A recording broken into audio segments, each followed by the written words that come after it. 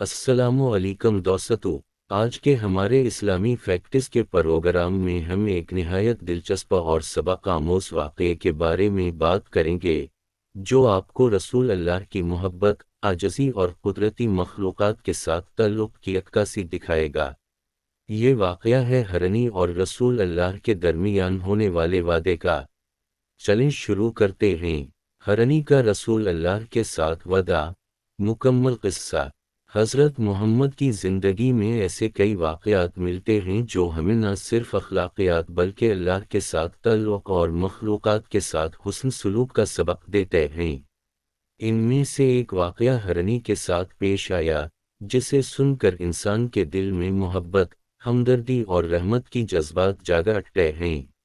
ایک دن رسول اللہ صحرا میں تشریف لے گئے۔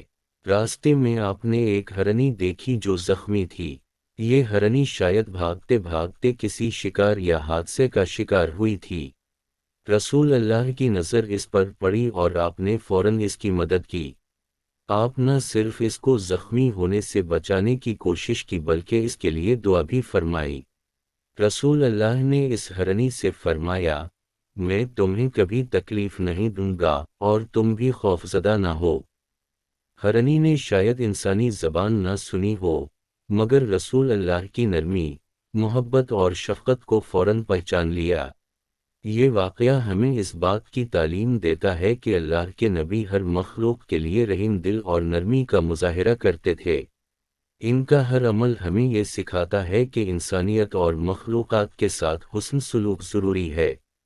حضرت عائشہ رضی اللہ عنہا سے روایت ہے کہ رسول اللہ نے فرمایا، جو شخص کسی جانور یا مخلوق کے ساتھ رحیم دل ہوگا، اللہ تعالیٰ قیامت کے دن اس کے ساتھ رحم کرے گا۔ یہ ہرنی کا واقعہ اس حدیث کی عملی مثال ہے۔ رسول اللہ کے ساتھ ہرنی کے وعدے میں ایک اور اہم پہلو یہ بھی ہے کہ آپ نے مخلوقات کو خوف اور تشویش میں مبتلا نہ ہونے دینے کا پیغام دیا۔ آپ نے ہرنی کو یہ یقین دلایا کہ اب اسے کسی قسم کا نقصان نہیں پہنچے گا۔ یہ انسان اور مخلوق کے درمیان تعلق اور اعتماد کی ایک مثال ہے۔ یہ قصہ ہمیں یہ بھی یاد دلاتا ہے کہ اللہ تعالیٰ کی مخلوق کے ساتھ حسن سلوک کرنا نہ صرف اخلاقی فریضہ ہے بلکہ روحانی سکون کا ذریعہ بھی ہے۔ ہرنی نے رسول اللہ کی نرمی اور محبت کو فوراً پہچان لیا، بالکل اسی طرح جیسے انسان اپنے دل کی پاکیزگی اور نیت کی صداقت کے ذریعے اللہ کے قرب کو پہچانتا ہے۔ ایک دن صحابہ کافر الف میم نے رسول اللہ سے پوچھا کہ مخلوق کے ساتھ یہ رحم اور شفقت کیوں؟ تو آپ نے فرمایا، اللہ تعالیٰ نے انسان کو اشرف المخلوقات بنایا ہے، اور انسان کی یہ ذمہ داری ہے کہ وہ مخلوقات کے ساتھ حسن سلوک کرے۔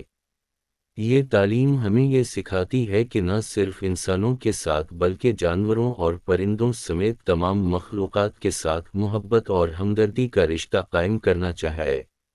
ہرنی کا واقعہ صرف ایک چھوٹا سا لمحہ تھا، لیکن اس کا اثر بہت بڑا تھا۔ اس نے نہ صرف ہمیں اخلاقیات اور رحمت کا سبق دیا بلکہ یہ بھی سکھایا کہ اللہ کی محبت اور نبی کی تعلیمات ہر دل میں اتر سکتی ہیں، چاہے وہ دل انسان کا ہو یا جانور کا۔ یہ واقعہ ہمیں آج کے دور میں بھی یاد دلاتا ہے کہ ہمیں اپنی زندگی میں چھوٹے چھوٹے عمل کے ذریعے دوسروں کے لیے رحمت اور محبت کا پیغام دینا چاہیے۔ جیسے رسول اللہ نے ہرنی کے لیے خوف ختم کیا، اسی طرح ہمیں بھی اپنی زندگی میں خوف، تشویش اور ظلم کو ختم کرنے کی کوشش کرنی چاہیے۔ رسول اللہ کی زندگی میں ایسے کئی مواقع آئے جہاں آپ نے مخلوقات کے لیے شفقت، محبت اور رحمت کا مظاہرہ کیا۔ ہرنی کا واقعہ ایک یاد دہانی ہے کہ اللہ کے نبی ہر چھوٹے سے چھوٹے مخلوق کے لیے بھی رحیم دل تھے۔ یہ واقعہ ہمیں یہ بھی سکھاتا ہے کہ زندگی میں ہمیں صرف انسانوں کے ساتھ نہیں بلکہ سب جانداروں کے ساتھ نرمی، شفقت اور محبت کا رویہ اختیار کرنا چاہیے، کیونکہ اللہ تعالیٰ نے ہر مخلوق کو پیدا کیا ہے اور ہر مخلوق کا اپنے خالق کے ساتھ تعلق ہے۔ اس قصے سے ہمیں یہ سبق ملتا ہے کہ اگر ہم اپنے اعمال میں نرمی اور محبت کو شامل کریں تو اللہ تعالیٰ بھی ہمارے ساتھ اپنی رحمت کا وعدہ پورا کریں گے۔ جیسے ہرنی نے رسول اللہ کی محبت اور نرمی کو فوراً پہچانا، اسی طرح اللہ تعالیٰ بھی ان لوگوں کی پہچان کرتا ہے جو اپنی نیت صاف رکھتے ہیں اور مخلوق کے ساتھ حسن سلوک کرتے ہیں۔ یہ واقعہ ہمیں اپنی زندگی میں چھوٹے چھوٹے اعمال کے ذریعے اللہ تعالیٰ کی رضا حاصل کرنے کی ترغیب دیتا ہے۔